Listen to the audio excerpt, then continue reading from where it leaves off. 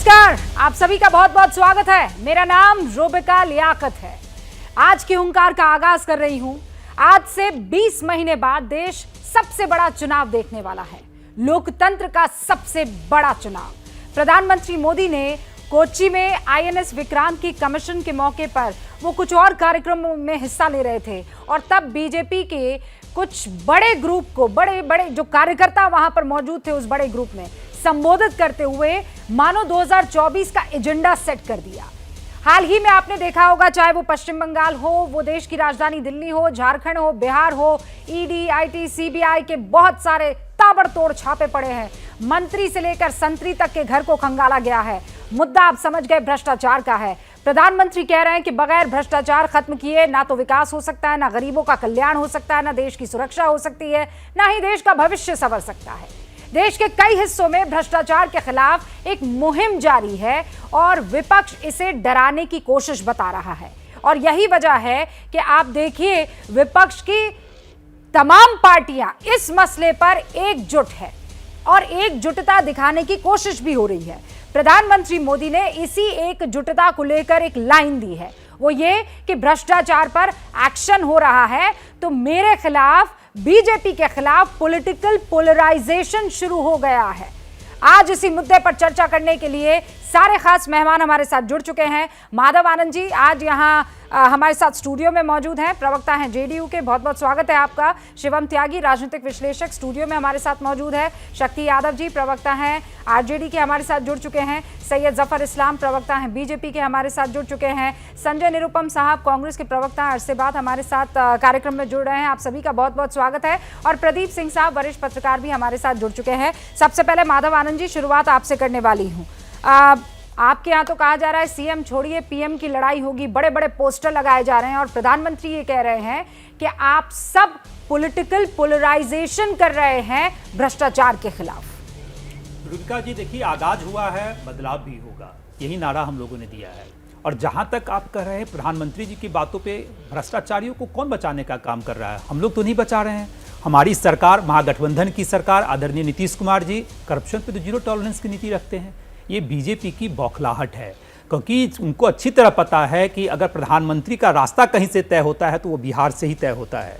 तो निश्चित रूप से एक तरफ बीजेपी बिहार में और एक तरफ सारी विपक्षी पार्टियां, बीजेपी अपने आप को अकेला महसूस कर रहा है और उसको पता है कि अकेले वो चुनाव में कुछ नहीं कर पाएंगे, इसलिए इस तरह की अकेले चुनाव में नीतीश कुमार कब क्या कुछ कर पाए? देखिए, नीतीश जी ने कब कहा कि मैं अकेले पूरे देश में चुनाव लड़ लूंगा? क्या हम लोगों ने ऐसा कहा? नहीं, मैं तो कह रही हूँ बिहार में अकेले क्या कुछ कर पाएंगे? आदरणीय नीतीश कुमार जी तो सबसे बड़े नेता हैं, यही कारण पूरा विपक्ष एक साथ नेता हैं। पर मुझे एक आप मौका बता दीजिए जब खुद के दम पर वो बन गए हो चीफ मिनिस्टर बिहार के। देखिए बिहार का तो कौन सा बीजेपी अकेले कभी सरकार बना ली है? देखिए बिहार का जो समीकरण है उस समीकरण, आप तो जेडीयू से है ना? नहीं, मैं बता रहा हूं, जफर इस्लाम से तो उनका सवाल मैं बता रहा हूं ना। आदरणीय नीतीश, बहुत बड़ा सपना देख रहे हैं, उस सपने का कुछ तो आधार सपना तो एक है हम लोग का, बीजेपी मुक्त भारत। बीजेपी जिस तरह बीजेपी नारा दी ना कि सिर्फ पूरे भारतवर्ष में एक पार्टी जिंदा रहेगी बीजेपी और सारी पार्टियां समाप्त हो जाएगी, पूरे देश को सिंगल पार्टी सिस्टम में लाना चाहते हैं। और भारत जैसे बड़े लोकतांत्रिक देश में अगर किसी नेता की ऐसी सोच हो कि सिर्फ बीजेपी अकेली पार्टी रह जाएगी, सारी पार्टियां समाप्त हो जाए, तो सिंगल पार्टी सिस्टम भारत के लोकतांत्रिक ढांचे के लिए एकदम उपयुक्त नहीं है।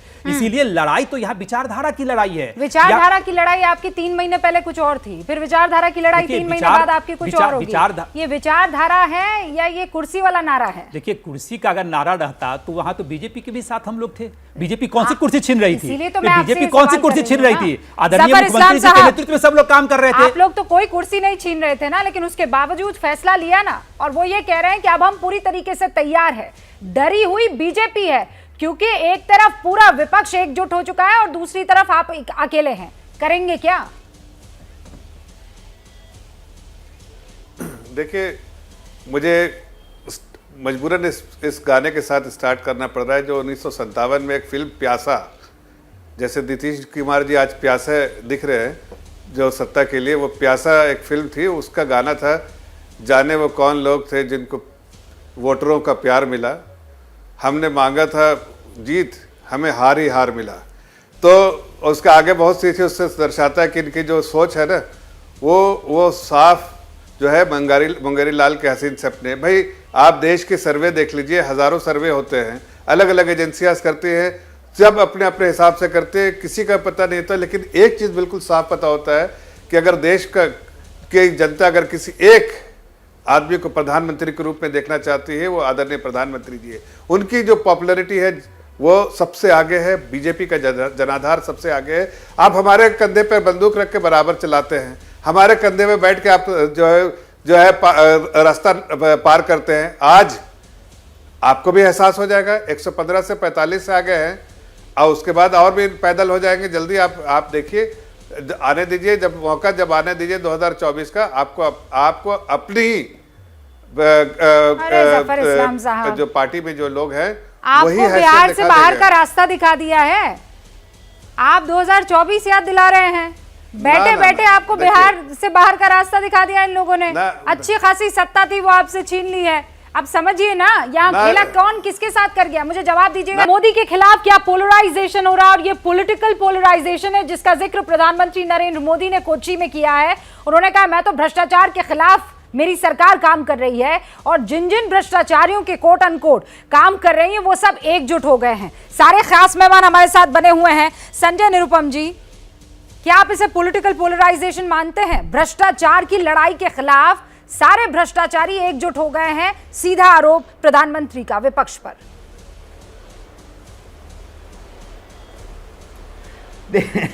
देखिए, ये दुर्भाग्यपूर्ण बात है कि हर व्यक्ति को सत्ता में बने रहने के लिए या सत्ता में आने के लिए ये कहना पड़ता है कि हम भ्रष्टाचार के खिलाफ एक अभियान चला रहे हैं। आम आदमी पार्टी जो पहले इंडिया अगेंस्ट करप्शन अभियान चलाती थी, उसने भ्रष्टाचार के खिलाफ अभियान शुरू किया था, और आज सरकार में आने के बाद खुद भ्रष्टाचार के आरोपों के बीच घिरे हुए हैं। प्रधानमंत्री मोदी को भी अपनी सरकार बचाने के लिए, अपनी सत्ता बचाने के लिए, सरकार चलाने के लिए, दोबारा वोट लेने के लिए यह दावा करते रहना है कि हम भ्रष्टाचार के खिलाफ अभियान चला रहे हैं और तमाम भ्रष्टाचारी एकजुट हो रहे हैं, पोलराइज हो रहे हैं। भ्रष्टाचार के खिलाफ एक्शन लेना गलत नहीं है, लेकिन सेलेक्टिव एटीट्यूड नहीं होना चाहिए। जहां जहां बीजेपी विरोधी सरकारें हैं वहीं पे ईडी और सीबीआई एक्टिव है। बाकी जगह जहां बीजेपी की सरकार है वहां पर ईडी कभी नहीं जाती। बिहार में वर्षों से ईडी नहीं गई थी, लगभग 1-1.5 साल 2 साल से। लेकिन जैसे ही नीतीश कुमार ने सत्ता पलटी, वहां पर सीबीआई पहुंच गया। आज अगर नीतीश कुमार प्रधानमंत्री बनने का ख्वाब रखते हैं और अपने आसपास एक पोलराइजेशन करना चाहते हैं, तो क्या कह रहे कि देखो भ्रष्टाचार के खिलाफ एक पोलराइजेशन हो रहा है, जो भ्रष्टाचारी पोलराइज हो रहे हैं मेरे खिलाफ। तो क्या नीतीश कुमार भ्रष्ट हैं? और अगर ये भ्रष्ट हैं या थे तो इनके साथ 2.5 साल तक आप सरकार कैसे चला रहे थे? अभी इस बार और पहले भी कई बार आप सरकार उनके साथ बना चुके हैं। हाँ। उनको तो भारतीय जनता पार्टी ने दिल्ली में एनडीए की सरकार में मंत्री भी बनाया था। हाँ। तो ये स्पष्ट करना पड़ेगा कि जो विरोधी है, सेलेक्टिव अप्रोच क्यों है भाई? जो आपके समर्थक है वो भ्रष्ट नहीं है, समर्थक आपके भ्रष्ट नहीं, विपक्ष भ्रष्टाचार में लिप्त है। ये लाल बत्ती ईडी की अचानक तभी क्यों लगबुझ होने लगती है जब कोई आपसे दूर जाता है? देखिए, इस बात पे कोई सच्चाई नहीं है। मुकुल राय ज्वाइन किया था बीजेपी उन्होंने, तब भी उनके पास सीबीआई के पास जाना पड़ता था, उनको समन्स आते थे, बीजेपी में थे। अगर आपने क्राइम किया है तो आपको सीबीआई और ईडी और एजेंसीज अपना काम कर रही है। पहले प्रॉब्लम क्या थी? पहले की सरकारें जो थी, यूपीए की सरकार, वहां उसमें हम नहीं कह रहे हैं, सुप्रीम कोर्ट ने कहा था केज पैरेड, मतलब इनके इशारे पे नाचती थी वो। आज सीबीआई की और बाकी एजेंसीज जो ईडी हो वो भी, ये सारे एजेंसीज को जो काम करना चाहिए था, जिसके लिए वो बनाई गई थी एजेंसीज, वो अपनी एजेंसियां अपना काम कर रही हैं बिना हस्तक्षेप के सरकार के, और उनको जो काम जो रिस्पॉन्सिबिलिटी थी उसको डिस्चार्ज कर रहे हैं। ऐसे में भ्रष्टाचारियों को दिक्कत हो रही है, वो एकजुट होना चाहते हैं। अरे भाई, अगर आपको भारतीय जनता पार्टी के बारे में किसी की शिकायत है, किसी पे लगता है कि उसने भ्रष्टाचार किया है, तो आप भी कोर्ट के दरवाजे खटखटाइए, उसके खिलाफ सबूत लेकर आइए। आप जानते हैं अच्छे से कि पहले के सरकारों में रोज न रोज स्कैम होता था, एवरी सेकेंड डे स्कैम अनर्थ होता था। अभी कोई नहीं, ना कोई ऐसा स्कैम है, ना कोई भ्रष्टाचार है, बल्कि एक आम जीवन में जो लोगों के लिए अच्छा काम होना चाहिए वो सरकार काम कर रही है। सरकार की जो रिस्पॉन्सिबिलिटी सरकार पूरी कर रही है, और हमारा निश्चय है और हमारा कमिटमेंट है देश की जनता से कि भ्रष्टाचारियों के खिलाफ काम करेंगे और उनको अंजाम तक पहुंचाएंगे। वो काम में एक साथ एकजुट हो जाए, जनता उनको हराएगी। ये तो कहा कि उससे पहले भी सीबीआई के सामने मुकुल रॉय को पेश होना पड़ता था, उसके बाद वाली लाइन आप खा गए। उसके बाद में मैं कोई खबर ढूंढ रही थी कि उसके बाद क्या ईडी या सीबीआई का छापा पड़ा है मुकुल रॉय के यहाँ, क्या उनसे पूछताछ के लिए उनको समन भेजा गया है, क्या वो कार्रवाई हो रही है, मैं जानना चाह रही थी। पर वो लाइन आपने बहुत स्मार्टली खा ली, उसका जवाब दे दीजिएगा। ये दो चेहरे आप देख रहे हैं, बिहार में ये इच्छा प्रबल होती हुई दिख रही है आरजेडी की कि नीतीश कुमार वर्सेस मोदी एक बार आ जाए, पीएम बन जाए तो हमारे सीएम वाला रास्ता साफ हो जाएगा। क्यों शक्ति यादव जी?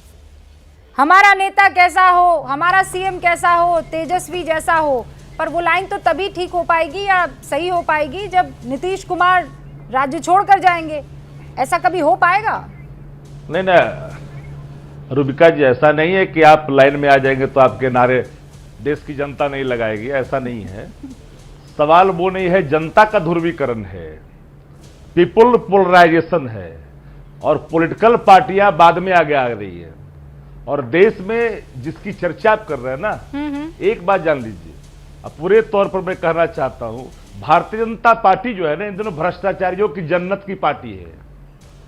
इसलिए जन्नत की पार्टी जो जहां वहां जाते हैं ना, वो देवता बन के वापस आते हैं। एक दो उदाहरण नहीं है, उदाहरण शुभेंदु अधिकारी, पूरे आपने दिखलाया, नोट गिनते हुए स्क्रीन पे आए, लेकिन जहां गए जन्नत में डुबकी लगाई, देवता बन के बाहर आ गए।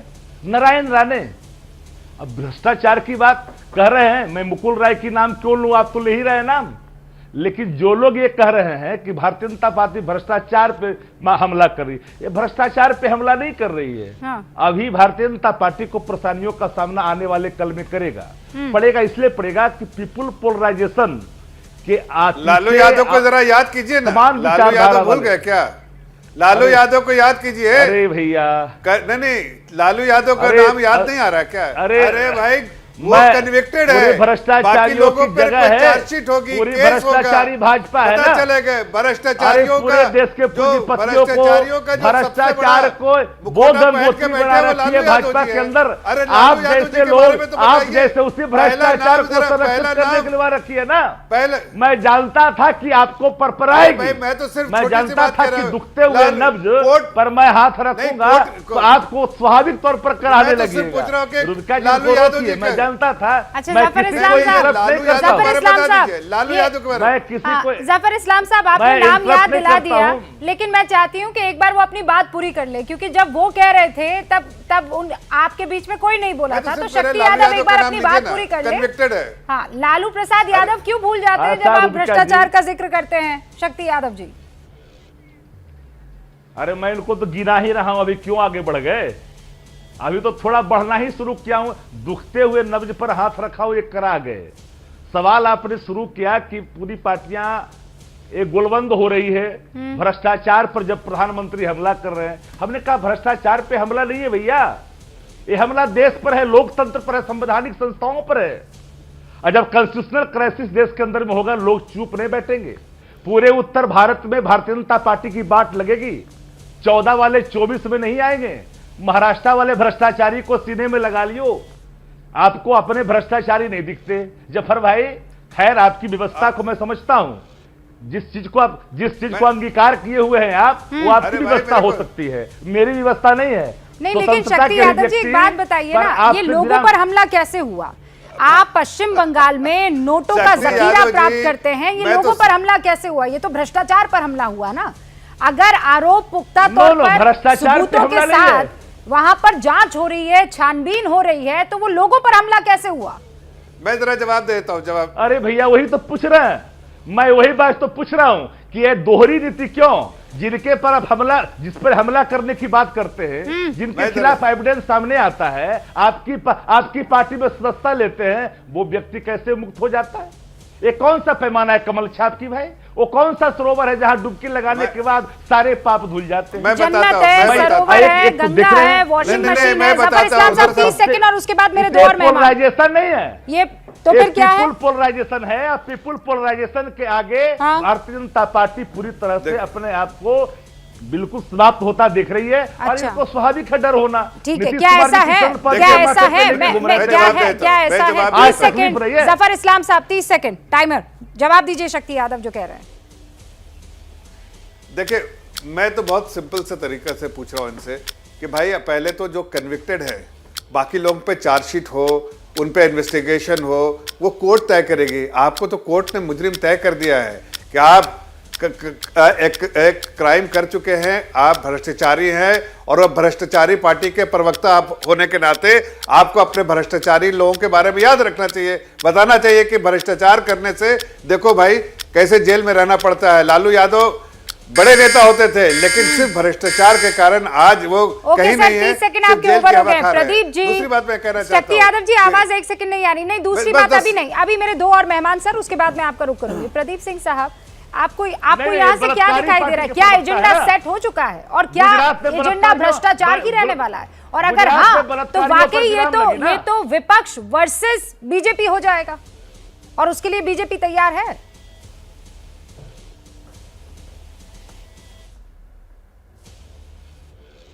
नहीं, वो तो हो ही रहा है। 15 अगस्त को लाल किले से प्रधानमंत्री ने जो बात कही कि परिवारवाद और भ्रष्टाचार ये 2 बड़े मुद्दे होंगे आने वाले दिन, तो 2024 का एजेंडा को सेट कर। नीतीश कुमार विपक्ष के नेताओं में ऐसे नहीं आते जिन पर न तो परिवारवाद का आरोप है और न ही भ्रष्टाचार। ठीक है, तो इसलिए नीतीश कुमार जैसे ही आरजेडी के साथ है, उनके ये दोनों प्लैंक कमजोर हो जाते, क्योंकि देखिए IRCTC के घोटाले में जुलाई 2017 में सीबीआई ने FIR दर्ज की और अप्रैल 2018 में चार्जशीट फाइल कर। सीबीआई की स्पेशल कोर्ट ने उस चार्जशीट का संज्ञान ले लिया। 2 रेलवे के अफसर हैं, इन 3 के अलावा 11 लोग अन्य लोगों पर भी चार्ज है, जो हाई कोर्ट गए हैं कुछ टेक्निकल इशू को लेकर। वो भी रिजॉल्व हो गया है, इस महीने के आखिर में उसकी सुनवाई आगे होनी है, उसके बाद चार्जेस फ्रेम। अब ये जो सवाल उठता है बार बार कि क्या बीजेपी में सब दूध के धुले, या बीजेपी में जो जाता है वो दूध का धुला हो जाता है, बाकी सब जो है भ्रष्ट है। जैसे ही आप ये बात कहते हैं तो आप ये बात स्वीकार करते हैं कि जिनके खिलाफ एक्शन हो रहा है वो गलत नहीं हो रहा है, लेकिन बीजेपी में जो चले गए उनके खिलाफ नहीं हो रहा है, ये एतराज है, तो ये पक्षपात हो रहा है। मैं मानता हूं कि ये जो है ये पक्षपात की बात है कि जो बीजेपी में चला गया, अगर भ्रष्टाचार का आरोप है तो उसके खिलाफ जांच नहीं होगी, लेकिन जिनके खिलाफ हो रही सवाल ये है कि क्या वो गलत है, और जो लोग मिल रहे हैं उन पर परिवारवाद भ्रष्टाचार का आरोप है कि नहीं, वो गलत है सही है। कम से कम परिवारवाद का आरोप तो वो किसी अदालत में साबित होना नहीं है, वो तो स्वतः सिद्ध है। भ्रष्टाचार का आरोप अदालत तय करेगी। अगर झूठा केस बना रही है बीजेपी, फर्जी केस बना रही है, तो अदालत से उसको फटकार मिलेगी, वो बरी हो जाएंगे। लेकिन अगर आपने किया है तो उसकी सजा मिलेगी। तो इसलिए अदालत के फैसले का इंतजार करना चाहिए। बीजेपी के लोगों को जरूर ये निश्चित रूप से इस बारे में पूछना चाहिए कि क्यों उनके पास जो लोग जाते हैं उनके खिलाफ उस तरह से कार्रवाई नहीं होती जिस तरह से विपक्ष के नेताओं के खिलाफ। ये संजय निरुपम भी पूछ रहे हैं, शक्ति यादव भी पूछ रहे हैं, और यही सवाल प्रवक्ता जेडीयू के भी पूछ रहे हैं। लेकिन शिवम त्यागी, यहाँ मामला इस लिहाज से आ गया है कि अब हम सब एक हैं वर्सेस मोदी है, लेकिन हम सब एक में वो चेहरा कौन? हमने वो तस्वीर देखी है, और मैं वो चाहती हूँ केसीआर की जो प्रेस कॉन्फ्रेंस हो रही थी वो जरा दिखाई जाए, कैसे वहां पर नीतीश कुमार बार बार कह रहे थे चलिए अब, लेकिन चल बे ना करी। समझ में नहीं आ रहा था कि होने क्या वाला है वहां पर। केसीआर पसंद आ रहे हैं कि नहीं आ रहे हैं? अच्छा, इस जद्दोजहद में पास में बैठे हुए थे उप मुख्यमंत्री, उन्हें भी नहीं समझ में आ रहा था कि नीतीश जी का साथ दूं या फिर केसीआर का। रुबिका जी, आपके पहले सवाल का जवाब यह है कि 2013 में समाजवादी पार्टी आतंकवादियों पे से कुछ केसेस वापस ले रही थी। कोर्ट ने कहा कि अभी तो इनसे केसेस वापस ले रहे हो, कल क्या इनको पद्म विभूषण दे दोगे? भारतीय जनता पार्टी में जो नेता आए उनके खिलाफ जितने भी केसेस हैं क्या वो वापस हुए? आप कह सकते हैं कि उन पर ईडी सीबीआई पहुंची या नहीं पहुंची, लेकिन ये तो एक सच्चाई है कि केसेस तो एज इट इज उन पर हैं। अब आपके सवाल पर आता हूं, आपने कहा कि इस पर क्या होगा, जहां तक बात है विपक्ष के एक चेहरे की, वो होना लगभग असंभव है। उसका रीजन है महत्वाकांक्षाएं इतनी ज्यादा हैं। आज हम ऑलरेडी चुनाव के बहुत करीब हैं। एक जनरल इलेक्शंस के लिए इतना टाइम काफी नहीं है। आप किसी नेता से पूछकर देख लीजिए, यहां बैठे हैं माधव आनंद जी, आप इनसे पूछ लीजिए। आरजेडी के प्रवक्ता भी यहां पर हैं, इसके अलावा और भी प्रवक्ता हैं, आप किसी से पूछकर देखिए। भारतीय जनता पार्टी के प्रवक्ता के अलावा कोई भी एक प्रवक्ता अगर ये कह दे कि मैं कांग्रेस यानी कि राहुल गांधी या फिर इसके अलावा नीतीश कुमार जी या फिर ममता दीदी या फिर केसीआर या फिर अभी तो शरद पवार जी की बात ही नहीं हुई है, या फिर कोई एक भी नाम पर सहमत नहीं होगा। उसका रीजन है क्योंकि सबको लगता है कि कहां मौका हो जाए, जरा मेरी एक सीट एक्स्ट्रा आ जाए, तो मैं बन जाऊंगा। मैं ये करके देख लेती हूँ। शुरुआत करते हैं माधव आनंद जी आपसे, बताइए 2024 में चेहरा कौन? कि 2024 देखिए मैं ये पूछने से पहले शक्ति जी आपसे भी, संजय जी आपसे भी और माधव जी आपसे भी ये चैलेंज शिवम त्यागी दे रहे हैं कि आप तीनों में से कोई एक नाम तक नहीं ले पाएगा सिवाय जफर इस्लाम के कि प्रधानमंत्री नरेंद्र मोदी जो इस वक्त हैं वो चेहरा होने वाले हैं। आप तीनों नाम नहीं बता पाएंगे। माधव आनंद जी। रूबिका जी 135 करोड़ की आबादी अपने देश की है और 135 करोड़ की आबादी में अगर बीजेपी या शुभम जी अगर ये बोलते हैं कि सिर्फ आदरणीय मोदी जी ही एक विकल्प के रूप में और दूसरा कोई प्रधानमंत्री बनने लायक ही नहीं है, तो ये दुर्भाग्य की बात है। नहीं आप समझे नहीं। हाँ मैं बता रहा हूँ, मैं आ रहा हूँ। सवाल ये है कि बीजेपी ने तो चेहरा आगे कर दिया कि ये है नरेंद्र मोदी वर्सेस हु, वो नाम मैं समझ गया। अब शुभम भाई ने बोला कि असंभव, शुभम भाई इंग्लिश में कहावत है impossible itself says it is possible. मेरे शब्दों पर क्यों जा रहे हैं? नहीं मैं बता रहा हूं, पूछ रहा हूं नीतीश कुमार जी, मैं मान लेता हूं। अरे आप उनके प्रवक्ता हैं, आप तो खुल के बोल ही सकते हैं। कम से कम मैं क्या कहा कि प्रधानमंत्री का लक्ष्य जो है सो एक है, लक्ष्य यह है, लक्ष्य यह है कि बीजेपी को बाहर करना है। वो कैसे भी तो बीजेपी का लक्ष्य जब हम सब दाऊद इब्राहिम को प्रधानमंत्री बना देंगे, सब एक है, तो दाऊद इब्राहिम को पहला कर्तव्य, पहली ड्यूटी हम लोग की यह है कि जितनी विपक्षी पार्टियां हैं सब पहले एकजुट हो जाए। इस पर और जब एकजुट हो जाएंगे और समय व्यर्थ करने की आवश्यकता नहीं है। जवाब मिल गया। एकजुट ये तो पहले थे, निश्चित रूप से मतलब अपने ही नेता को प्रधानमंत्री के लिए एक्सेप्ट नहीं कर रहे हैं। क्योंकि मेरे नेता का प्रधानमंत्री बनने का ऐसा कोई ख्वाब नहीं, उन्होंने कई बार सार्वजनिक मंच से कहा है कि ऐसी मेरी कोई ख्वाब नहीं है। हाँ राहुल गांधी एज ए कार्यकर्ता, Rahul Gandhi as a party leader Rahul Gandhi जरूर चाहते हैं कि जो उनके पास अनुभव है उस अनुभव का लाभ देश को मिले। आप मानते हैं राहुल गांधी काबिल नहीं है? धीरे धीरे बात कर लेते हैं। राहुल गांधी काबिल है प्रधानमंत्री के? कौन काबिल है नहीं काबिल है वो तो कांग्रेस बताएगी। वो भी कैंसिल है। शरद यादव काबिल है? आप तो क्या, ये तो क्विज राउंड तो हो नहीं रहा है कि आपने से क्वेश्चन पूछेंगे। आपको मैं क्या क्या, जब लक्ष्य बड़ा हो, करोड़ के लोगों की आकांक्षा है, वो जानना चाहते हैं कौन बनेगा। आप भी बन सकते हैं प्रधानमंत्री, यही देश की खूबसूरती है, यही खूबसूरती। मैं 2024 में प्रधानमंत्री नहीं बन सकता, ये मैं कहता हूं, मैं नहीं बन सकता। किसी एक मैं कहने लगूं रूबिका जी बन सकते, नहीं बन सकती। जब लड़ेंगे नहीं तो बनेंगे नहीं। ये देश को मत गुमराह कीजिए कि 135 बनाएंगे। माधव आनंद जी, शिवम त्यागी ने जो सवाल पूछा था वो मुझे लगता है वो बहुत चालाकी से वो ये सवाल पूछ गए कि जवाब आप तीनों में से कोई नहीं दे पाएगा। आप पहला राउंड मुझे लगता है हार गए, आप नाम नहीं बता पाए। संजय निरुपम जी, वही सवाल आपसे पूछ रही हूं कि क्या 2024 में वो नाम, वो चेहरा आप बता पाएंगे जो मोदी के खिलाफ संपूर्ण विपक्ष का चेहरा बनके लड़ पाएगा? देखिए, दो बातें महत्वपूर्ण है इसमें। जी। पहली बात, हमारे देश में पार्लियामेंट्री फॉर्म ऑफ सरकार है, गवर्नमेंट है। यहाँ कोई प्रेसिडेंशियल फॉर्म ऑफ इलेक्शन नहीं होता, क्योंकि प्रेसिडेंशियल फॉर्म ऑफ गवर्नमेंट इसलिए व्यक्ति चुनाव नहीं लड़ते, पार्टियां चुनाव लड़ती हैं।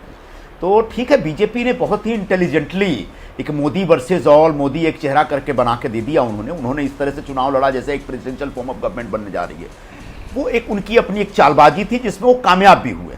विपक्ष के लोग बिना वजह आपस में लड़ते झगड़ते रहे। जब पार्लियामेंट्री इलेक्शन होता है, लोकसभा जब पार्लियामेंट्री फॉर्म ऑफ गवर्नमेंट में चुनाव होता है तो नंबर मायने रखता है। बहुत सारी पार्टियां मिलकर चुनाव लड़ेंगे तो जिस पार्टी के पास ज्यादा एमपी होंगे उसका नेता स्वाभाविक तौर पर प्रधानमंत्री सर्वानुमत। कंप्लीट कर ले दो, एक मिनट। हाँ बता रहा हूं ना, थोड़ा पेशेंस रखिए ना, थोड़ा सा रखिए। तो कांग्रेस पार्टी आज भी, भले हम एक बुरे दौर से गुजर रहे हैं, मैं स्वीकार कर रहा हूं, लेकिन एक पैन इंडिया पार्टी है जिसमें निश्चित तौर पर अगले लोकसभा चुनाव में अगर कोई सबसे बड़ा दल विपक्षी संगठन में निकल के आएगा, विपक्षी गठबंधन में निकल के आएगा, तो कांग्रेस पार्टी होगा। और हमारी तरफ से साफ साफ कहा जा चुका है कि हमारे प्रधानमंत्री पद के उम्मीदवार श्री राहुल गांधी हैं। परफेक्ट। राहुल गांधी के नेतृत्व में ही कांग्रेस पार्टी चुनाव लड़ेगी। हाँ। और विपक्ष के तमाम साथियों को हम साथ में लेना चाहेंगे। जो आएगा हमारे साथ ऑन बोर्ड, ठीक है, जो नहीं आएगा ना आए, ये उसका Absolutely। फैसला होगा। ठीक है। लेकिन राहुल गांधी इस समय मोदी के खिलाफ लड़ भी रहे। एक मिनट, मोदी के तमाम जो बुरे कार्यक्रम हैं, जिसमें महंगाई बढ़ रही है, भूखमरी बढ़ रही है, बेरोजगारी बढ़ रही है, देश का लोकतंत्र खतरे में है, सामाजिक मुझे जरा तानाबाना जवाब खतरे देने में है। दीजिए, मुझे जवाब इसके देने खिलाफ दीजिए। अगर इस देश में कोई संजय पूरी भाई ताकत से से- लड़ रहा है तो वो सिर्फ और सिर्फ राहुल गांधी लड़ रहे हैं। और इसलिए विपक्षी चेहरा अगर प्रधानमंत्री संजय पद जी, का कोई नहीं, उम्मीदवार हो संजय जी, सकता है देखिए, आप जिसमें लड़ लड़ रहे रहे हैं। हैं, तो सिर्फ और सिर्फ राहुल गांधी। संजय जी, जरा- नीतीश कुमार नहीं लड़ रहे क्या, या ममता बनर्जी? मैं तो कह रहा मुझे हूं एक आपको, सवाल करने कांग्रेस दीजिए पार्टी जरा, की न तरफ संजय भाई से से। देखिए ऐसा है, एक मिनट मजाक में बात ना करें, थोड़ा सा सीरियस हो जाएं। सीरियस बात यह है कि जिसके पास बड़ा आंकड़ा होगा उसका नेता प्रधानमंत्री पद का उम्मीदवार मतलब होगा। अब राहुल गांधी जी पद प्रधानमंत्री बनने अब की नहीं है, स्थिति- फिलहाल ये तय हो गया है कि आ जिसके सकता पास है, जैसा अगर हिसाब नंबर बनेगा, वो 272 प्रधानमंत्री से ज्यादा है तो। एक मिनट, नहीं सर, चेहरा तो होगा ना एक विपक्ष का। मिनट, जरा मुझे पूरी मैं बात जरा कर लेने जवाब संजय दीजिए, जी, आपने रखी बड़ी है मेहरबानी बात, होगी। मैंने आपको पूरा टाइम दिया, लेकिन हाँ, तो मैं वही लेकिन बता रहा हूं ना। आप कह रहे हैं राहुल गांधी, पर राहुल गांधी पर क्या ममता बनर्जी मान जाएंगी? क्या शरद पवार मान जाएंगे? क्या केसीआर मान जाएंगे? क्या नीतीश बाबू अगर वो मान मानती जाएंगे? है, क्या बहुत अच्छा क्या सवाल, लालू प्रसाद बहुत यादव अच्छा मान सवाल जाएंगे? किया।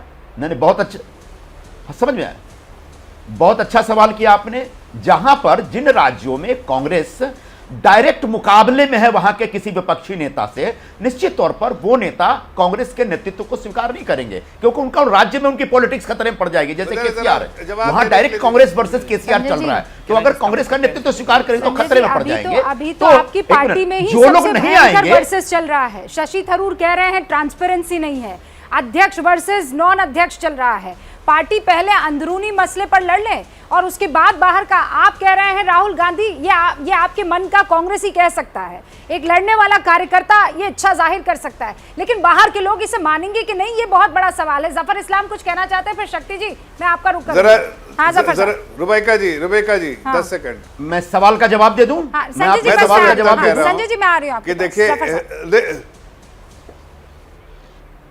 मैं तो कह रहा हूं कि अगर स्टूडियो में अभी संजय जी रहते और माधव आनंद जी और आरजेडी के ये तीनों एक साथ रहते तो आपको यहाँ पर अभी आपको फाइट दिख जाता है, सब आपस में लड़ जाते हैं।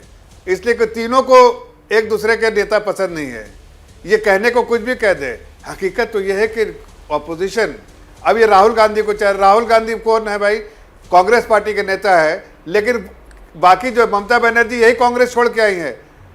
आपको देखिए बाकी पार्टियां जो है यही शरद पवार यही पार्टी कांग्रेस अरे पार्टी को जफर छोड़ के साहब, आए। आपने कोई तो नई ऐसे नई लोग राजनीति जो थोड़ी शुरू की है। परिवार से बिल्कुल राजनीति का परिवार से उसूल बिल्कुल क्या है? दुश्मन का दुश्मन नहीं, दोस्त, दुश्मन का दुश्मन दोस्त। तो ये हाँ, लेकिन तीनों यहाँ तो- भले ही ये तीनों भले ही एक नहीं, दूसरे के यहाँ- नेता को पसंद ना करते हो, लेकिन दुश्मन को हराने के लिए ये अरे लोग साथ लेकिन- आएंगे, आ चुके हैं। आप लेकिन राजा मेरा ही होगा पार्टी का, रुबिका जी, ये भी एक बिल्कुल। रियलिटी है। दोस्त अरे ठीक कितने है, भी को- लेकिन प्रधानमंत्री मेरी पार्टी का बनेगा या बनेगी? शक्ति यादव जी कितने नहीं, भी कोशिश शक्ति कर यादव ले। जी का मामला बिल्कुल अलग है। शक्ति यादव जी का राजा नहीं बनेगा, वो राज्य का सीएम बनेगा। शक्ति यादव जी, ये तो एकदम क्लियर है ना मामला अपना वाला। तो रुबिका जी, आप लंबे समय से पॉलिटिकल चीजों को आप कवर कर रहे हैं। 4 में कौन था चेहरा? 2004 में कोई चेहरे नहीं थे, लेकिन चेहरे स्थापित हो गए। समय सब करा देता है, देश की मांग होगी, समय का इंतजार। देखिए, राजनीतिक जो विश्लेषण का जो आपने स्तर रखा है ये बिल्कुल अच्छी है, लेकिन अगर कोई राजनीतिक विश्लेषण करने वाला व्यक्ति निष्पक्षता के बजाय पक्षपाती बन जाता है तो उसकी पार्टी की धब्बा लग जाती है। हम उन विषयों पर नहीं जाना चाहता, मेरा इशारा रुबिका जी समझ गए होंगे, लेकिन सवाल अभी हमको नहीं, जिस तरफ था वो भी समझ गए, उनकी भी 32 आंख वो दिखाई देने लगी। नहीं नहीं शक्ति जी, मैं तो आप जहाँ इशारा कर रहे थे उस इशारे को जरा और सीधा कर रहे हैं। हाँ प्लीज रुबिका जी, हमको कहा गया कि भ्रष्टाचारी पार्टी के प्रवक्ता है, खुद बलात्कारी पार्टी के प्रवक्ता है, जो गुजरात के अंदर में जिनको सजा मिली संस्थागत रेप के मामले में, उसको ये माफीनामा दे डाइवर्ट कर गए दिए, आप जाकर के माला पहना दिए। रुबिका जी का ये सवाल तो डाइवर्ट बलात्कारी, कर गए आप। ये बलात्कारी पार्टी के प्रवक्ता बन गए। नंबर 1। नंबर 3 पे आ जाइए। हमने कहा कि देश की पॉलिटिकल पार्टियां जो अरे समान भाई विचारधारा वाले लालू हैं, यादव वो के बारे देश में की- बताओ। अरे देश भाई की रुक जनता जाओ। को अरे कन्विक्टेड, बताओ। कुछ कन्विक्टेड अरे लोग रुको बताता हूँ। राजनीति में, उसमें लालू अरे यादव जी बताता का हूँ एकदम सुर्खियों में नाम आता है। अरे सुर्खियों में बताता हूँ नाम मिस्टर आता- जफर सुर्खियों में नाम आता है। मैं जानता हूँ, बताता हूँ। अरे मैं बताता हूँ अरे मिस्टर जफर इस्लाम बोलने से, भ्रष्टाचारियों कह रहे, मिस्टर अरे जफर सुन लो, इस्लाम बोलने से कुछ राकेश नहीं होगा। साहब, अरे सुनो तेजस्वी यादव पहले पूरा बात परिवार सुनो। के बारे में मालूम पहले है, बात पूरे सुनो। परिवार को जफर इस्लाम बोलने अरे से पूरे क्या परिवार का करप्शन मालूम पूरा है? परिवार- या आप बैठ के क्या पूरा- बकबक कर रहे पूरा हो? मोदी परिवार के बारे में लेके जान घूम लो, जाओ। क्या पूरा अडानी दिखा दे, परिवार क्या लेके घूम कितने जाओ। कितने क्राइम पूरा अडानी कितने परिवार लेके घूम करप्शन जाओ। क्यों? अरे क्यों? कितने क्यों करप्शन में इतनी फंसे हुए कड़वाहट हो? लग गई? पूरा तेजस्वी यादव सच से लेके सुनने की- उसकी सच बहन सुनने से की लेके आदत डालो। उसके भाई से लेके बाप सच से सुनने लेके की माँ आदत से डालो। लेके तुम अपने- बाबू से तुम लेके अपने बाप भगना पे से लेके देखो। सभी तुम लोग अपने तो दादा सभी को लोग देखो। तो पड़े हुए हैं। भाषा का Corruption- इस्तेमाल करने पर corruption- नहीं ऐसा मत नहीं, कीजिए। too much Zafar of Islam, corruption. शक्ति यादव जी, सब corruption है। प्लीज आई रिक्वेस्ट, ये निर्लजता है इसकी। I request both of you. आप ये- दोनों ये- बहुत ये- सज्जन, नहीं आप दोनों बाप बहुत सज्जन बेटा लोग सब- हैं। रुबिका नहीं जी, मैं प्लीज शक्ति इसकी यादव भाषा जी, की मर्यादा तोड़ रहे हैं। शक्ति यादव जी, आपने ये- कभी ये भी क्या है? मर्यादा यहाँ क्रॉस नहीं तो की है। मर्यादा क्या, बाप बेटा दोनों नहीं, दोनों एक सेकंड, दोनों ने एक सेकंड, corruption जफर नहीं किया इस्लाम है। साहब, जफर बाप इस्लाम corruption साहब, करके हाँ, बैठा, ठीक बेटा है। corruption जफर करके बैठा है। इस्लाम साहब, किसी का प्लीज, जाति प्लीज, है, प्लीज, प्लीज, किसी का प्लीज। CBI में केस है, जफर इस्लाम कोई साहब, convicted है, आप समझ और तुम रहे मेरे हैं, बाप दादा क्या बोलते हो? इस वक्त हम लोग तो जो पढ़े- टीवी पढ़े देख लिख के रहा आगे बढ़े है, हैं। आपके ये जो इस तरह की व्यूअर्स बात होती है। हैं, एक सेकंड, शक्ति यादव जी और जफर इस्लाम साहब की निर्लजता भरी बात आवाज करते कम हैं। कीजिए। एक इस तरह की क्या सेकंड, बात एक सेकंड, आप दोनों की आवाज, आप दोनों इस बात को समझिए। देश में इस वक्त जो डिबेट अब बच्चे भी देखते हैं। ये सिर्फ ऐसा नहीं है कि घर में बड़े डिबेट देख रहे हैं, अब पूरा परिवार मिलकर डिबेट देखता है और आप लोग क्या क्या सामने रिफ्लेक्शन देने की कोशिश करेंगे, इस बात को समझिए। आपको मतभेद है, रखिए, जितने कड़े शब्दों में रख सकते हैं, लेकिन पर्सनल अटैक नहीं करेंगे। मर्यादा भाषा की आप नहीं तोड़ेंगे, ये मैं अपने शो में नहीं होने दूंगी, क्लियर हूं। देखिए, लगभग 45 मिनट से हम बहस कर रहे हैं, लेकिन जो विपक्ष की तरफ से यहाँ रिप्रेजेंट करने वाले 3 अलग अलग चेहरे हैं, वो पूरी तरीके से कॉन्फिडेंट नजर आ रहे हैं कि 2024 तो भाई हमारा होने वाला है, जनता त्रस्त हो चुकी है।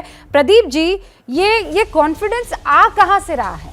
मतलब वो एक सिंपल सा सवाल था, उसका जवाब मेरे तीनों मेहमान क्लियरली नहीं दे पाए। संजय निरुपम ने कह दिया कि भाई हमारा नेता तो राहुल गांधी होने वाले हैं, जो उनके नेतृत्व में पार्टियां आ जाएंगी चुनाव लड़ने के लिए, हम उनके साथ हो जाएंगे। लेकिन ना शक्ति जी क्लियरली कह पाए और ना ही जेडीयू के हमारे माधव आनंद क्लियरली कह पाए। तो फिर ये कॉन्फिडेंस कहां से आ रहा है? कैसे ये एक बार फिर से कुनबा जुड़ेगा?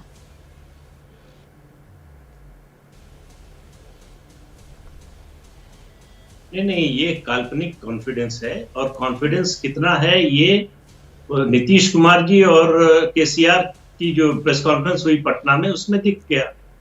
लोगों ने पूछा कि क्या आप नीतीश कुमार का नाम आगे बढ़ाएंगे, तो उन्होंने कहा मैं कैसे कह दूं, मैं कहूंगा कोई विरोध कर देगा। तो फिर तो देखिए, ये बात बिल्कुल स्पष्ट है कि विपक्ष में किसी नाम पर एका नहीं हो सकता। मैं संजय निरुपम जी की बात से 2 बातों से सहमत हूं। एक, पार्लियामेंट्री डेमोक्रेसी में नंबर का मतलब, जिसके पास संख्या जितनी ज्यादा होगी उसका नेता हो। लेकिन आजकल जो ट्रेंड है उसमें ये भी होता है कि छोटी पार्टी का नेता भी मुख्यमंत्री बन जाता है। तो प्रधानमंत्री बनने में आप देखिए, जिस तरह से गुजरात साहब बने थे, वो उनके पास कितने एमपी थे। तो ऐसे भी दृश्य होते हैं। या चंद्रशेखर जी बने थे तो उनके पास कितने एमपी थे। दूसरी बात उन्होंने जो कही कि राहुल गांधी उनके नेता है, बात तो सही है, लेकिन सवाल यह है कि राहुल गांधी कोई जिम्मेदारी लेने को तैयार हो तब ना। 3 साल से पार्टी कह रही है अध्यक्ष बन जाइए, बनने को तैयार नहीं। 8 साल से पार्टी कह रही है कि लोकसभा में नेता बन जाइए, बनने को तैयार नहीं। तो जो व्यक्ति जिम्मेदारी लेने को ही तैयार नहीं है, उसको बाकी पार्टियां मिलकर नेता बना दें, प्रधानमंत्री बना दें, ये कैसे हो पाए?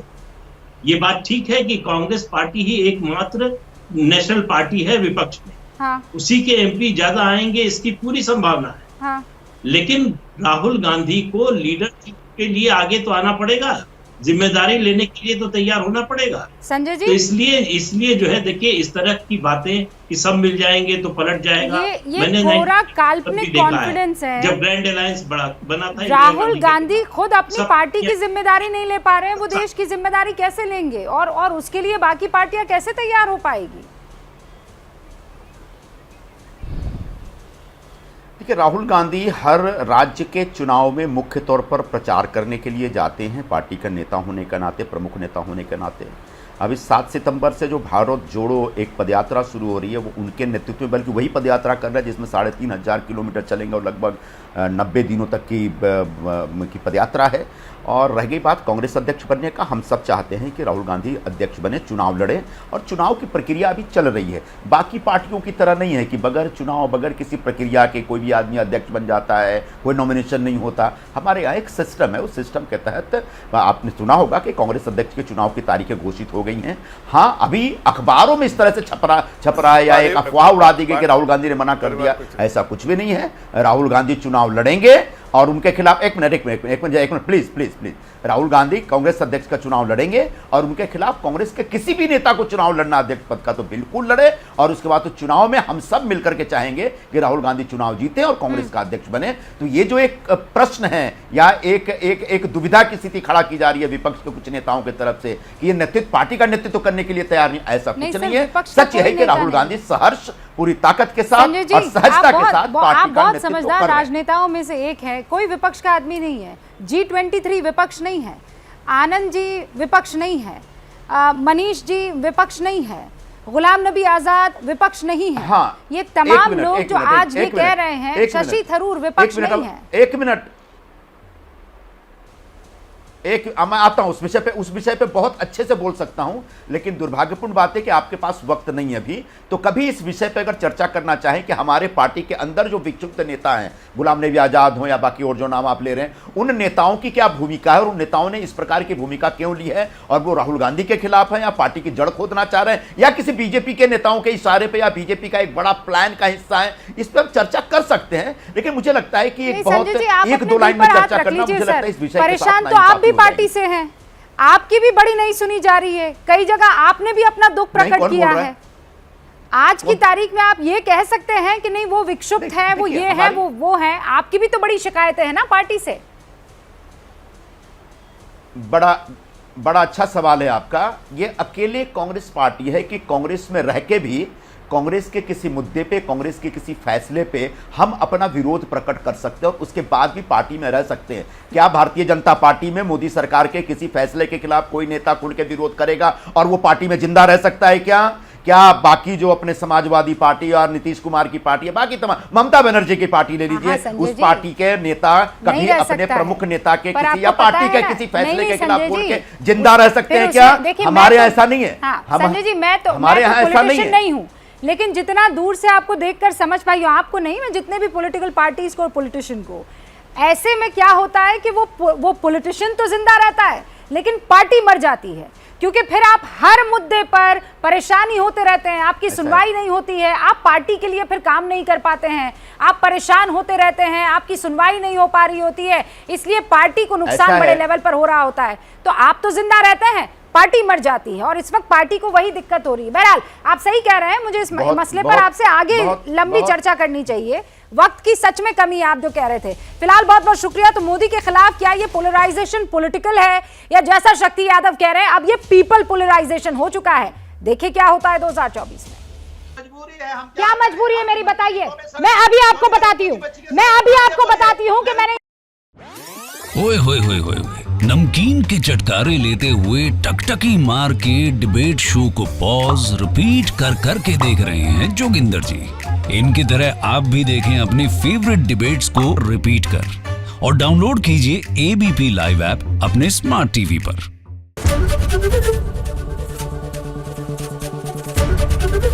एबीपी न्यूज आपको रखे आगे।